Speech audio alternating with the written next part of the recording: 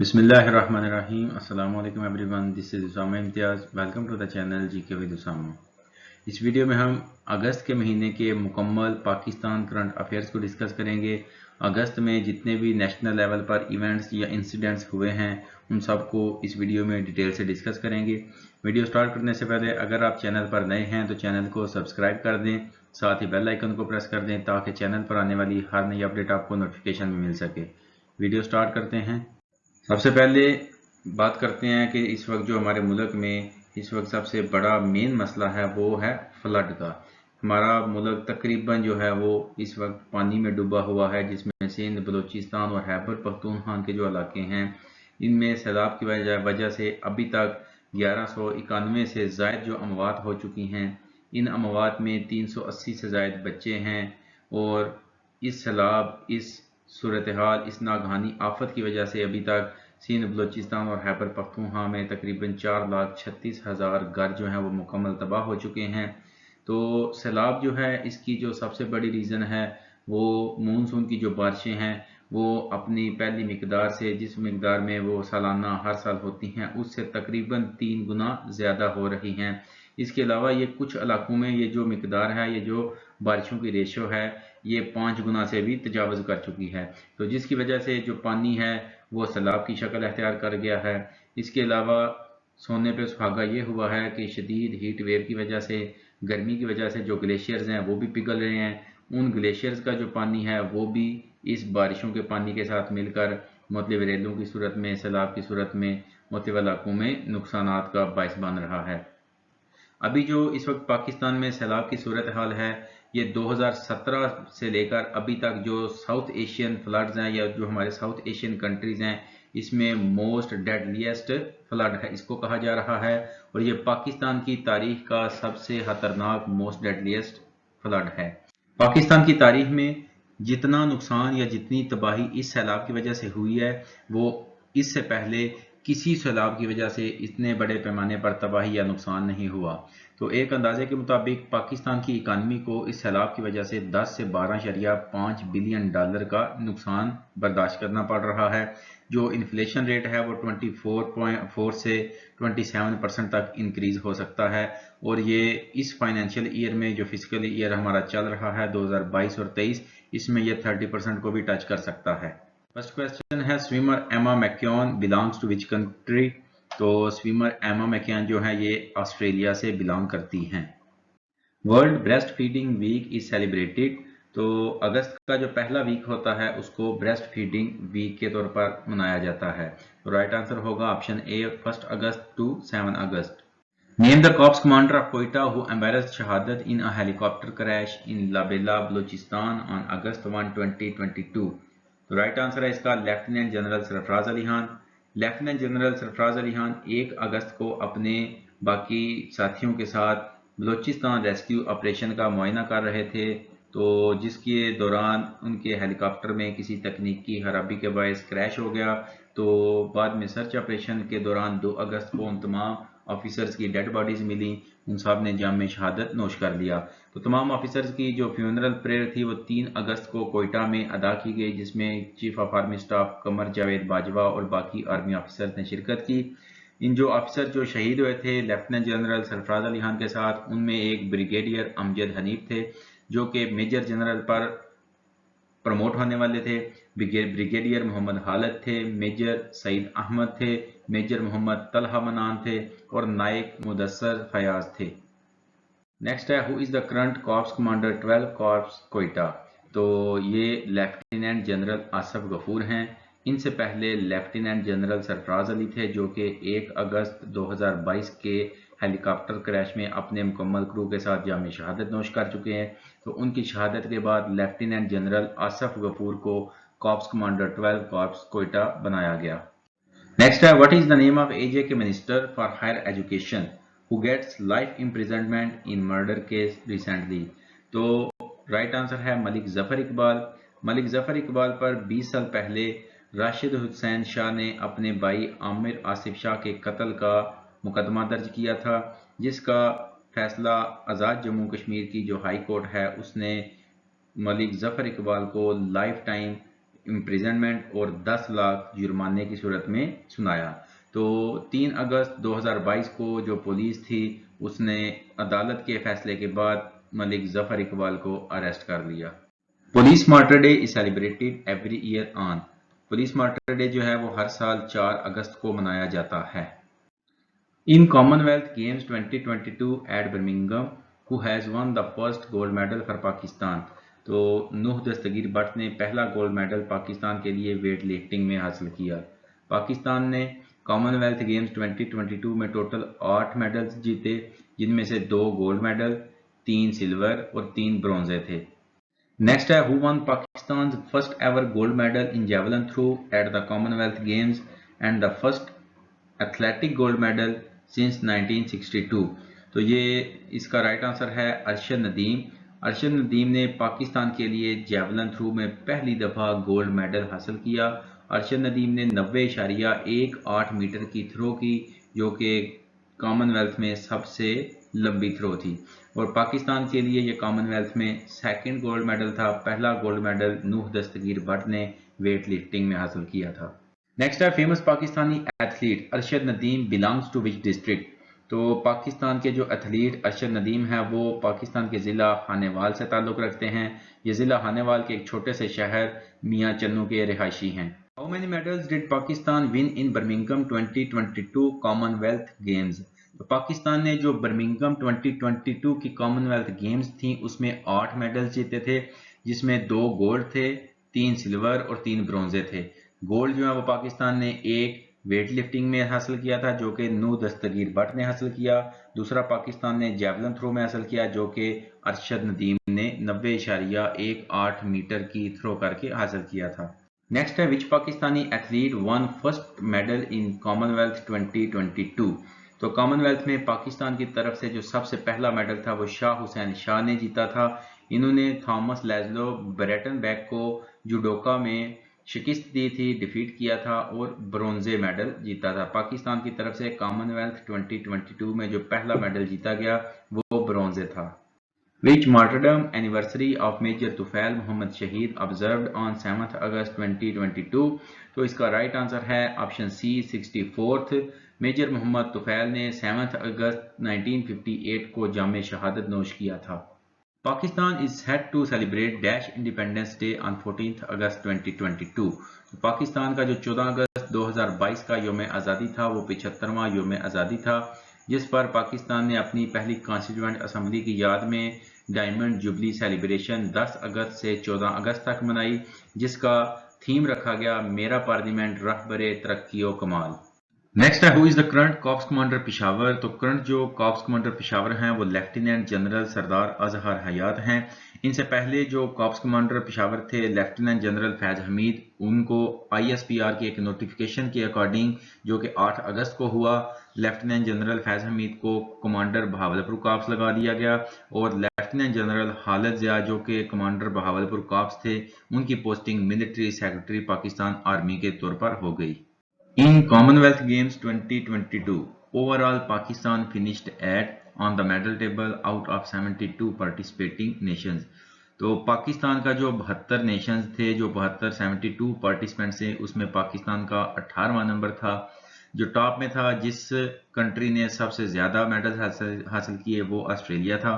Australia ने 178 total medal हासिल किए, जिसमें उन्होंने 67 गोल्ड, 57 सिल्वर और 54 ब्रॉन्जे हासिल किए। ऑस्ट्रेलिया के बाद दूसरा नंबर इंग्लैंड का था, जिसने 176 मेडल्स हासिल किए। पाकिस्तान का इस टेबल में 18वां नंबर है। पाकिस्तान ने 8 मेडल्स हासिल किए, जिसमें से 2 गोल्ड, 3 सिल्वर और 3 ब्रॉन्जे थे। नेक्स्ट है, who is the current chairman of वापडा। तो राइट आंसर है इसका option C, lieutenant general Sajjad Ghani. Lieutenant general Sajjad Ghani retired military officer हैं। ये वापडा के 23rd चेयरमैन हैं और इन्होंने इस पोस्ट का जो चार्ज है 12 अगस्त 2022 को संभाला है। नेक्स्ट है, who won the first gold medal for Pakistan in the 2022 Islamic solidarity games Konya Turkey. तो पाकिस्तान के लिए Islamic solidarity games Konya Turkey में जो पहला गोल्ड मेडल है वो अरशद नदीम ने जेवलिन थ्रो में हासिल किया। अरशद नदीम इससे पहले पाकिस्तान को कॉमनवेल्थ गेम्स में भी जेवलिन थ्रो में गोल्ड मेडल दिलवा चुके हैं। नेक्स्ट है who becomes world's youngest climber to submit 10 peaks of 8000 plus meters. तो ये पाकिस्तान के नौजवान हैं शहरोज काशिफ, जिन्होंने 20 साल की उम्र में ये एजाज अपने नाम किया। उन्होंने 20 साल की उम्र में दुनिया की 8000 से ज्यादा ऊंचाई वाली 10 चोटियां सर कर ली। जो 10वीं चोटी उन्होंने सर की थी वो उन्होंने 12 अगस्त 2022 को दुनिया की 11वीं बुलंदतरीन चोटी गैशरब्रम 1, जिसकी ऊंचाई 8080 मीटर है, वो सर की, जिसके बाद वो 8000 से ज्यादा ऊंचाई वाली 10 चोटियां सर करने वाले पहले सबसे कम उम्र नौजवान बन गए। नेक्स्ट है what is the name of Turkish minister for trade who visited Pakistan in August 2022। Right answer है इसका महमद मूस। पाकिस्तान और तुर्की के दरमियान 12 अगस्त 2022 को एक ट्रेड एग्रीमेंट साइन किया गया, जिसे प्रेफरेंशियल ट्रेड एग्रीमेंट पीटीए का नाम दिया गया। ये ट्रेड एग्रीमेंट जो है ये जनवरी 1 2023 1 जनवरी 2023 से इफेक्टिव होगा। Pakistan emerges as dash largest economy in 75-year economic journey। तो राइट आंसर है option B 24th। Pakistan 24th largest economy है। 13 अगस्त 2022 को फाइनेंस मिनिस्ट्री ऑफ पाकिस्तान ने एक रिपोर्ट पब्लिश की, जिसमें उन्होंने 1950 और 2022 की जो प्रोग्रेस है उनका आपस में कंपैरिजन किया है। तो 2-3 पॉइंट्स जो है उसमें से जो मेन थे वो मैंने आपको सामने स्क्रीन पर दिखाए हैं, जिसमें जीडीपी है जो कि 1950 में $3 बिलियन थी, जो 2022 में बढ़कर इंक्रीज होकर $383 बिलियन हो गई है। जीडीपी ग्रोथ जो है वो 1950 में 1.8% थी, जो कि 2022 में 5.97% हो गई है। पर कैपिटा इनकम जो है वो 1950 में $86 थी, जो कि 2022 में $1798 तक हो गई है। The State Bank of Pakistan on 14th August 2022 issued a ₹75 commemorative banknote featuring portraits of Quaid-e-Azam, Allama Iqbal, Fatima Jinnah and. तो जो 75 रुपए का 75 रुपये का जो नोट था, जो 14 अगस्त 2022 को इशू किया गया, उस पर 4 तस्वीर थी, जिसमें एक कायद आजम की थी, एक अल्लामा इकबाल की थी, फातिमा जिन्ना की थी, और चौथी तस्वीर जो थी वो सर सैयद अहमद खान की थी। तो राइट आंसर होगा option B sir Syed Ahmad Khan. Next है Pakistan first electric car to be unveiled on the occasion of 75th independence day named.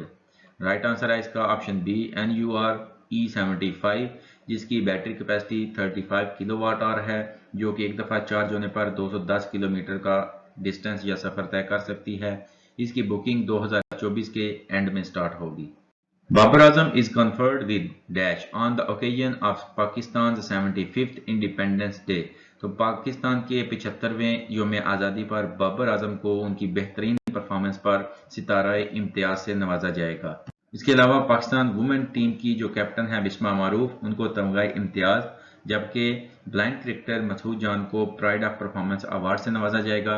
In awards की जो तकरीब है वो 23 मार्च 2023 योम पाकिस्तान पर होगी। नेक्स्ट है जी पाकिस्तान टोटल डेब्ट एंड लायबिलिटीज इंक्रीज्ड बाय ₹डैश trillion in financial year 2022 according to SBP State bank of Pakistan. तो राइट आंसर है 11.85 ट्रिलियन। नेक्स्ट है who is the current governor of Gilgit Baltistan. 15 अगस्त 2022 को प्रेसिडेंट डॉक्टर आरिफ अलवी ने वजीर आजम पाकिस्तान मियां मोहम्मद शहबाज शरीफ की एडवाइस पर सैयद मेहदी शाह को गवर्नर गिलगित बल्तिस्तान अपॉइंट किया।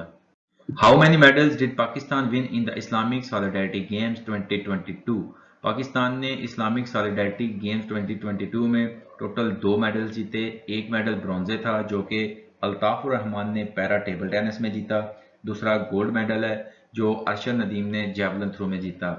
इस्लामिक सॉलिडारिटी गेम्स 2022 जो हैं ये 5वां एडिशन है इसका, जो 9 अगस्त से लेकर 18 अगस्त 2022 तक हुआ। How many women were subjected to rape across Pakistan during जुलाई 2022।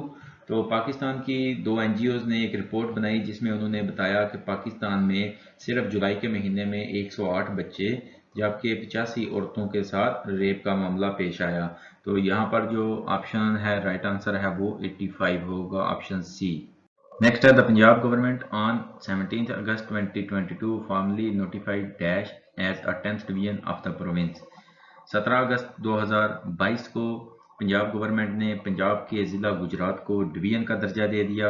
ज़िला गुजरात को डिवीज़न का दर्जा देने के बाद जो गुजरात डिवीज़न होगी उसमें गुजरात, मंडी बहावलदीन और हाफिजाबाद शामिल होंगे।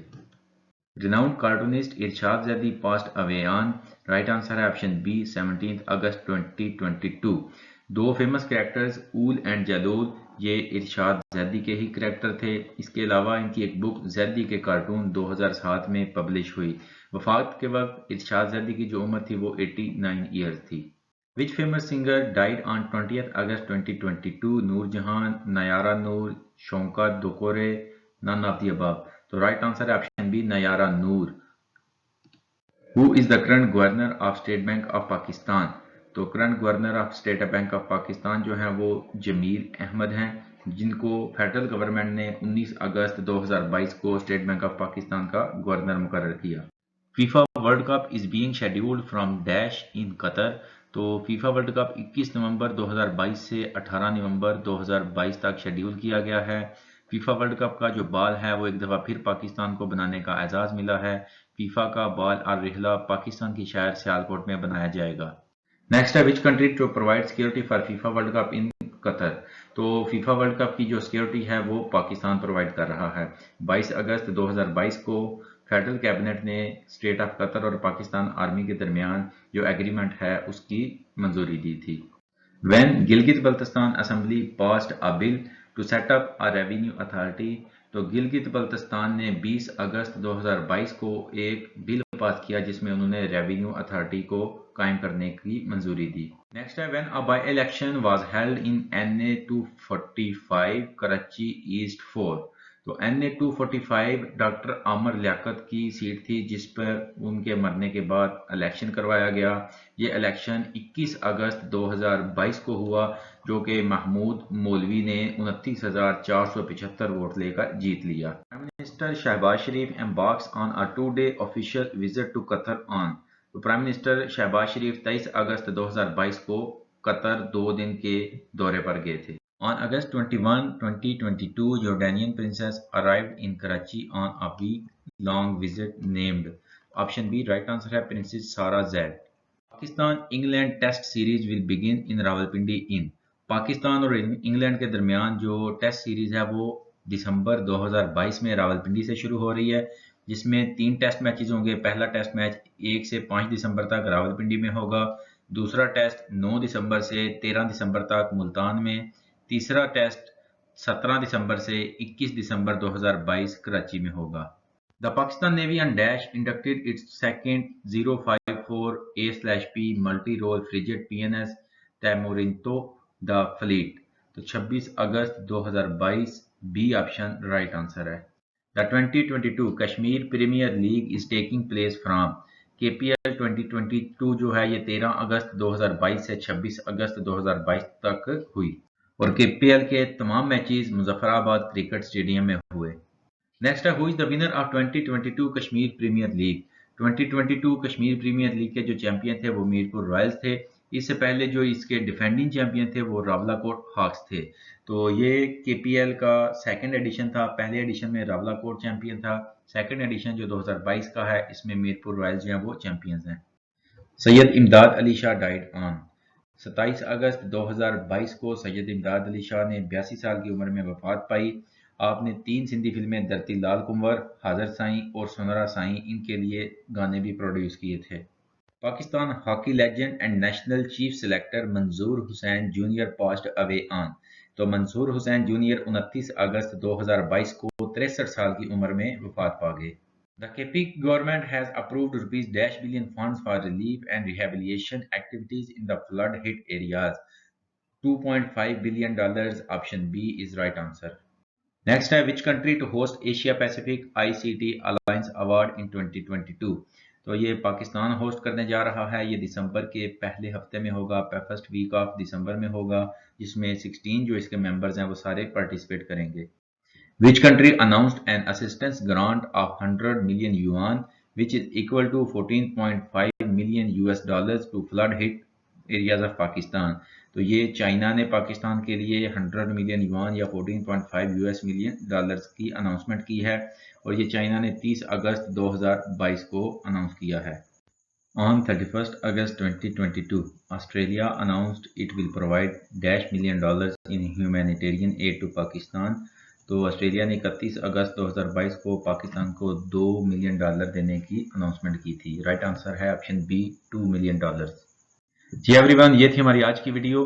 अगर आप इन तमाम करंट अफेयर्स को पीडीएफ फाइल में डाउनलोड करना चाहते हैं तो डाउनलोड लिंक डिस्क्रिप्शन में दिया गया है, आप वहां से डाउनलोड कर सकते हैं। मजीद ऐसी इंटरेस्टिंग और इन्फॉर्मेटिव वीडियोस के लिए चैनल को सब्सक्राइब करना मत भूलिएगा, साथ ही बेल आइकन को प्रेस कर दें ताकि चैनल पर आने वाली हर नई अपडेट आपको नोटिफिकेशन में मिल सके। शुक्रिया, अल्लाह हाफिज।